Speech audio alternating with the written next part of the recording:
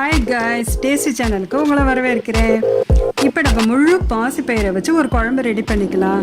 அதுக்கு நம்ம ஒரு ஹாட் பேக்கு எடுத்துக்கலாம். அதில் 1 டம்ளர் பாசிப்பயிரை தண்ணி ஊற்றி 5 மணி நேரம் ஊற விட்டுடலாம்.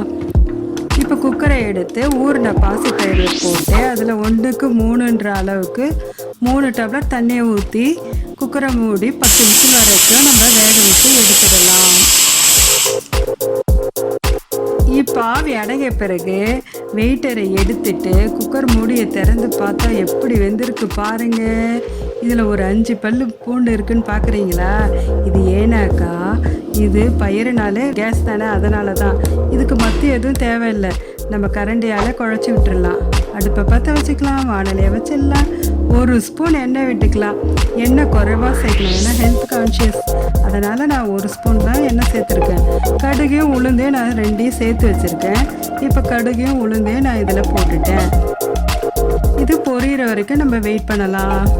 இந்த குழம்பு சப்பாத்திக்கு, இட்லிக்கு, தோசைக்கு இதுக்கெல்லாம் ஏற்றுது. அது மட்டும் இல்லை, பாசிப்பயிறுனாலே அது மூளை வளர்ச்சிக்கு ரொம்ப நல்லது.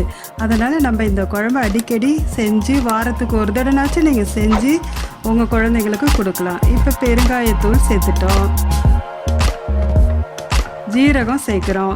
ஜீரகம் வந்து நம்ம செரிமான பிரச்சனை எல்லாம் இல்லாமல் இருக்கிறதுக்காக நம்ம எல்லா குழம்புலையும் ஜீரகம் சேர்த்துக்கலாம்.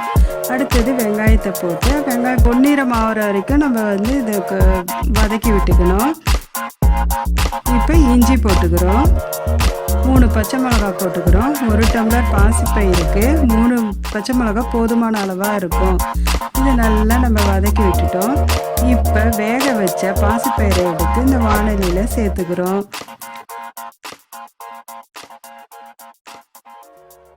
தேவையான அளவுக்கு தண்ணி விட்டு 1 டம்ளர் எக்ஸ்ட்ராவும் விட்டுக்கலாம்.